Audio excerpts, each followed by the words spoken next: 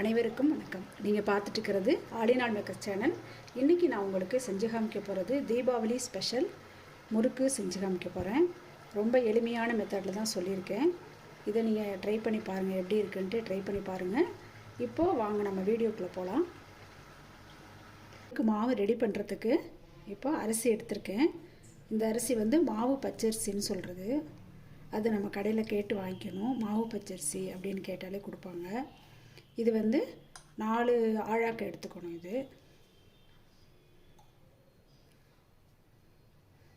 இந்த ஆழாக்கில் 4 ஆழாக்கு எடுத்திருக்கேன். வெள்ளை உளுத்தம்பருப்பு 4 ஆழாக்குக்கு 1 ஆழாக்கு உளுத்தம்பருப்பு, வெள்ளை உளுத்தம்பருப்பு எடுத்துக்கணும். இது எப்படி மாவு எப்படி ப்ரிப்பேர் பண்ணணும் அப்படின்னா, இதை நல்லா களைஞ்சிடணும். 2-3 தடவை நல்லா களைஞ்சிட்டு ஒயிட்டு காட்டன் கிளாத்தில் நல்லா உலர வச்சிடணும். நல்லா காய வச்சுட்டு தண்ணியே இல்லாமல் நல்லா காய வச்சு எடுத்து வச்சுக்கணும். எடுத்து வச்சுட்டு இந்த வெள்ளை உளுத்தம்பருப்பை நம்ம வாசனை வர்ற வரைக்கும் கடாயில் வறுத்துக்கணும். ரொம்ப செவந்து போகிற மாதிரி வறுக்காமல் வாசனை வர வரைக்கும் வறுத்து எடுத்து வச்சுட்டு இதை வந்து மிஷினில் 2த்தையும் சேர்த்து ஆட் பண்ணிவிட்டு மிஷினில் கொடுத்து நைஸாக அரைச்சி வாங்கிக்கணும்.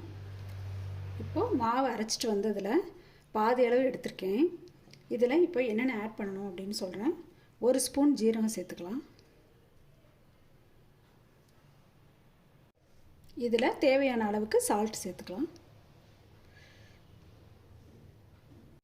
நெக்ஸ்ட்டு 1 ஸ்பூன் பெருங்காயத்தூள் சேர்த்துக்கலாம். அடுத்தது 1 ஸ்பூனுக்கு கருப்பு எள்ளு சேர்த்துக்கணும்.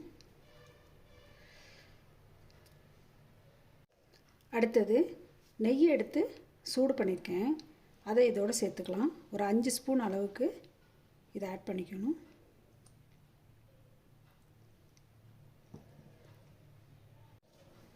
இப்போ நல்லா மிக்ஸ் பண்ணிட்டேன்.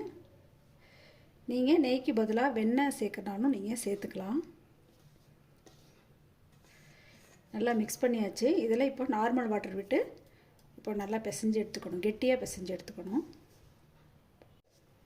இதை இப்போது நல்லா மிக்ஸ் பண்ணிக்கலாம். மிக்ஸ் பண்ணிவிட்டு அதுக்கப்புறமா நார்மல் வாட்டர் விட்டு கொஞ்சம் கொஞ்சமாக தண்ணி விட்டு கெட்டியாக பிசையணும்.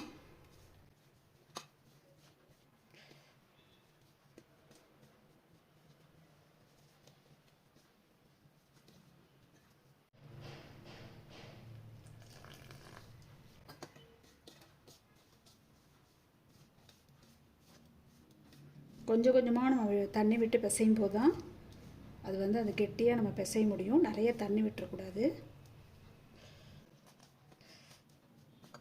இப்போ மாவை பிசைஞ்சாச்சு. இப்போ இங்கே பாருங்கள் எவ்வளோ சாஃப்டாக நல்லா இருக்குது பாருங்கள், கையில் ஒட்டாத மாதிரி இருக்குது. இப்போ இதில் மேலாக கொஞ்சமாக ஆயில் அப்ளை பண்ணிவிட்டு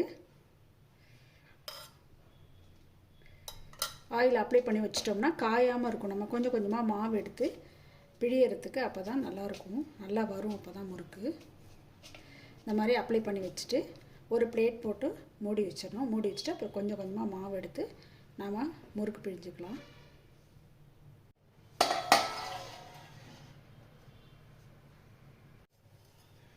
அடுத்தது முறுக்கு பிழியறதுக்கு முறுக்கு அச்சு எடுத்துக்கணும். என்கிட்ட இந்த மாதிரி டிசைனில் வச்சுருக்கேன் நான். இதில் 3 கல் உள்ளது எடுத்துக்கணும். இந்த மாதிரி உள்ளதை எடுத்துகிட்டு இதில் ஃபிக்ஸ் பண்ணிக்கணும். இதை ஃபிக்ஸ் பண்ணிவிட்டு இதில் போட்டுக்கணும்.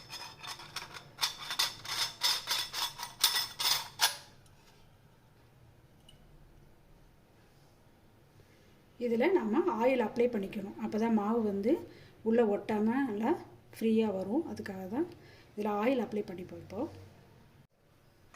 இப்போ இதில் போடுற அளவுக்கு எவ்வளோ வேணுமோ அவ்வளோ இதுவும் நம்ம எடுத்துக்கணும். மாவை எடுத்துகிட்டு நல்லா இந்த மாதிரி உருட்டிக்கணும்.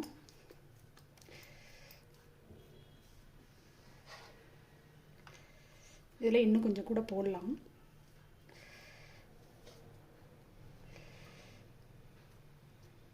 போதும், இது போதும். நம்ம ப்ரெஸ் பண்ணுறதுக்கு இந்த கேப் இருந்தால் சரியாக இருக்கும். நான் வந்து பிகினர்ஸுக்கும் இது வந்து ஹெல்ப்பாக இருக்கும் அப்படிங்கிறதுனால தான் நான் வந்து ரொம்ப ஸ்லோவாக சொல்லிகிட்ருக்கேன். இது எல்லாருக்குமே யூஸ்ஃபுல்லாக இருக்கும். அதனால தான் நான் வந்து கொஞ்சம் ஸ்லோவாகவே சொல்கிறேன். இப்போ இதை வந்து இதில் வச்சு ப்ரெஸ் பண்ணிக்கலாம். இதுலேயும் ஆயில் வந்து அப்ளை பண்ணியிருக்கேன். இதில் தான் நான் இப்போ முறுக்கு வந்து பிழிய போகிறேன். இப்போது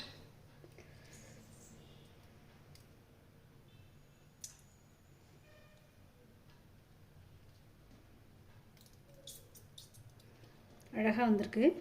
லாஸ்ட்டாக உள்ளதை இந்த மாதிரி ப்ரெஸ் பண்ணி விட்டுறணும். இதில்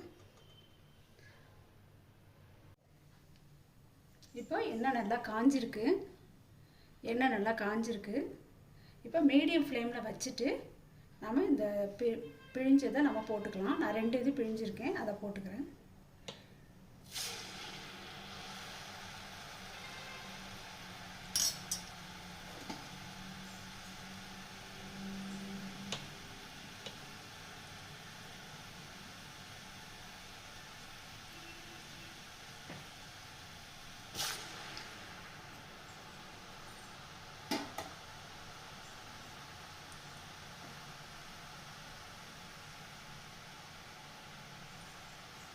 கொஞ்ச நேரம் வேகணும். வெந்ததுக்கு அப்புறம் தான் வந்து நாம் அதை வந்து கொஞ்சம் நகர்த்தி விடணும், இல்லைன்னா உடஞ்சிரும்.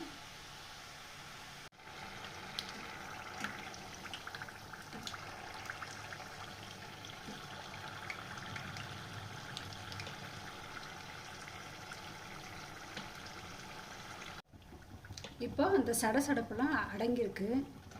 சாஃப்டாக அந்த ஸ்மூத்தாக இருக்குது பாருங்கள். எண்ணெய் காயறதே தெரியாத மாதிரி இருக்குது.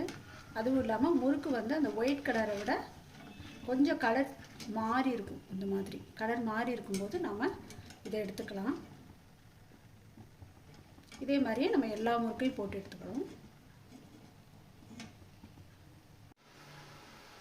அருமையான டேஸ்டான முறுக்கு ரெடியாக இருக்குது. பார்க்கவே ரொம்ப அழகாக இருக்குது. இதே மாதிரி நீங்களும் வீட்டில் ட்ரை பண்ணி பாருங்கள். எப்படி இருக்குன்ட்டு கமெண்ட் பாக்ஸில் போய்ட்டு உங்கள் ஒப்பீனியன் சொல்லுங்கள். ஆல் இன் ஆல் மேக்ஸ் சேனலுக்கு லைக் பண்ணுங்கள், ஷேர் பண்ணுங்கள், சப்ஸ்கிரைப் பண்ணுங்கள். தேங்க்யூ. ஹாப்பி தீபாவளி.